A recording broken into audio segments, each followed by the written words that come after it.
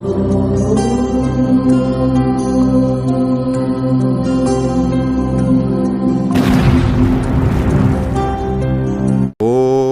जय सियाराम। मित्रों, आप सभी का आदर्श धर्म प्रश्नोत्तरी कार्यक्रम में हार्दिक स्वागत करते हैं। आज का प्रश्न लिया गया है श्रीमान बाल मुकुंद ओझा जी, इंदिरा नगर, लखनऊ, उत्तर प्रदेश का। इनका प्रश्न है कि गुरुजी, मनुष्य के दुख के क्या कारण हैं? तो मित्रों, ओझा जी के प्रश्न का उत्तर करें उसके पूर्व एक छोटी सी अपील है कि जिन लोगों ने अभी तक आदर्श धर्म चैनल को सब्सक्राइब नहीं किया है, कृपया सब्सक्राइब कर लीजिए ताकि आपको समय से नए आने वाले वीडियो की जानकारियां मिल सकें। मित्र, मनुष्य के दुख के कारणों में प्रमुख कारण है लोभ, मोह, ममता, कामना, काम आसक्ति, क्रोध, अहंकार और अंतिम है प्रारब्ध, पूर्व में किए गए कर्म के अनुसार भाग्य फल। लोभ या लालच जो मनुष्य को हर प्रकार के पाप करने को विवश करता है, इस संबंध में मैंने पूर्व में भी कई वीडियो बनाया है कि लोभ है सभी पापों की जड़ है। एक वीडियो का ऊपर लिंक दिया जा रहा है जिसमें हमने एक ब्राह्मण और एक वैश्य की कथा प्रसंग के माध्यम से समझाया था कि लोभ ही सभी पापों की जड़ है। उसका लिंक ऊपर आई में दिया जा रहा है।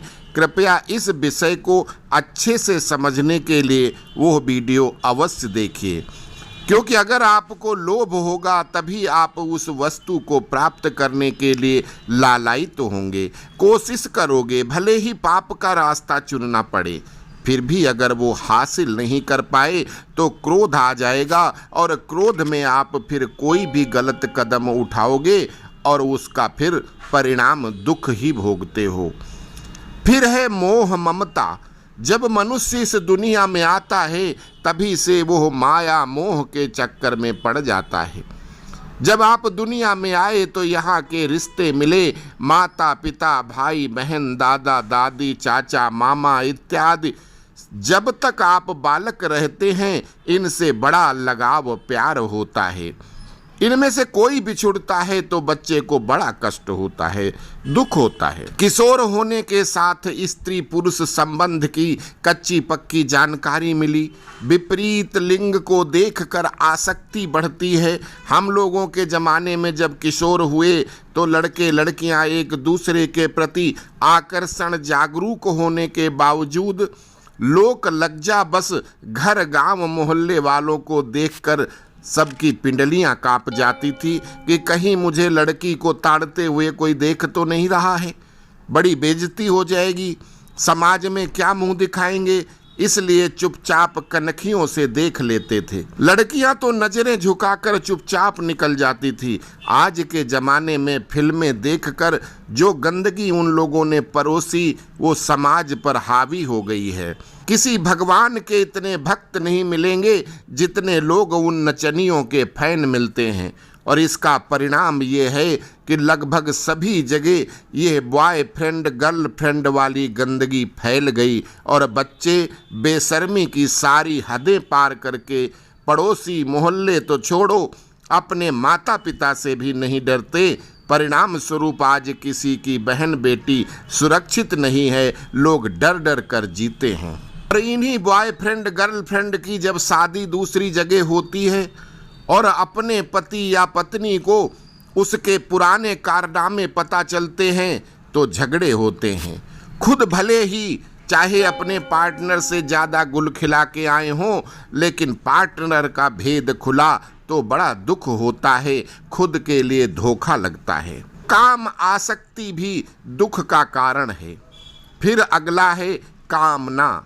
आप किसी वस्तु को पाने की कामना करते हो, वो स्त्री हो, धन हो, नौकरी हो, व्यापार हो, पैसा हो, कुछ भी हो सकता है, और अगर वो नहीं मिलता या उम्मीद से कम मिलता है तो आप दुखी होते हैं और उसका बहुत ज़्यादा दुख आपको होता है कि मुझे ये मिलनी चाहिए थी, क्यों नहीं मिली। फिर अगला है प्रारब्ध बस आपके इस जन्म के पाप हैं, उनके कारण या पूर्व जन्म के संचित पाप हैं जो आप करके आए हो और चले गए थे, उनका भोग नहीं भोगा, वो अगले जन्म में भी आपको भोगना पड़ता है। और इन सभी कारणों से भयंकर कारण है अहंकार। अहंकार सभी दुखों का कारण है, दुखों की जड़ अहंकार है। जितना ही जिसका अहंकार बढ़ा, उतनी ही ममता, कामना और आसक्ति बड़ी होती है, उतनी ही मात्रा में वो अधिक से अधिक संतप्त, अशांत और बंधनग्रस्त होता है। अहंकारी मनुष्य को बात बात में अपमान बोध होता है, इसलिए पग पग पर वो अपने दुश्मन बनाता जाता है। किसी से सीधी बात करने में भी उसे पीड़ा होती है। वो अपनी जिद हट के सामने अपने किसी शुभ चिंतक की बात भी सुनना नहीं चाहता और इस तरह अपने ही हाथों से अपने पैरों पर कुल्हाड़ी मारता रहता है।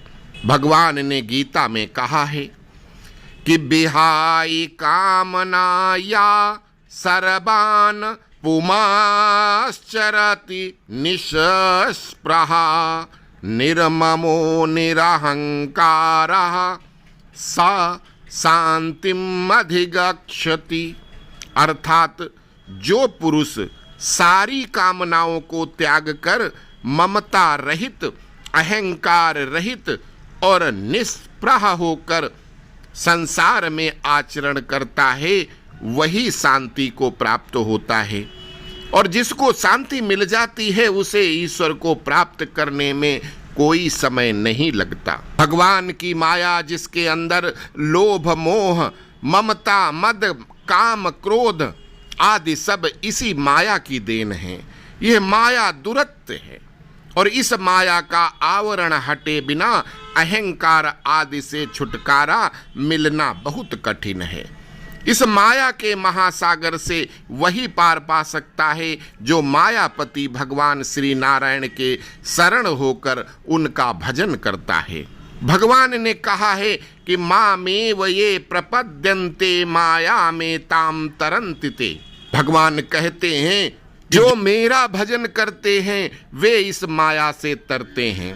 भजन करने वालों में ज्यों ज्यों भक्ति का विकास होता है, त्यों त्यों उनमें दैन्य आता है। वो सभी बातों में, सभी चीजों में सर्वसमर्थ प्रभु का ही कर्तव्य देखता है और उसकी ममता, मोह जगत की सभी जगहों से हटकर एकमात्र प्रभु के पाद पद्यों अर्थात चरण कमलों में लग जाती है और केंद्रित हो जाती है। परिणाम ये होता है कि उसकी कामना, उसकी आसक्ति, उसका लोभ, उसका अहंकार, उसका क्रोध, उसकी काम भावना सभी कुछ अपने आप हट जाते हैं और वो प्रभु का प्यारा बन जाता है। और फिर प्रभु उसके हृदय में बसकर उसको अपने हृदय में बसाकर उसको निहाल कर देते हैं। गोस्वामी जी लिखते हैं और ये भगवान श्री राम ने कहा है कि सब कै ममता ताग बटोरी, मम पद मनहि बांध बरी डोरी, अस सज्जन मम उर बस कैसे, लोभी हृदय बसई धनु जैसे।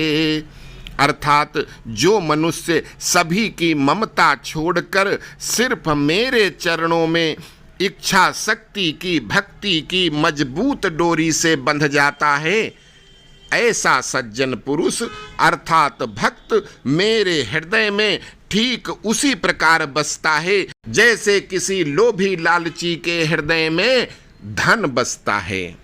अतः सज्जनों, बस एक बार अपने दिल से ईश्वर की भक्ति तो करके देखो। श्री भगवान को ही अपना सर्वस्व मानकर लोभी मनुष्य की तरह उनके हृदय में बसने का सौभाग्य तो प्राप्त करने की कोशिश कीजिए। समस्त दुखों से निवृत्ति न मिल जाए तो कहना।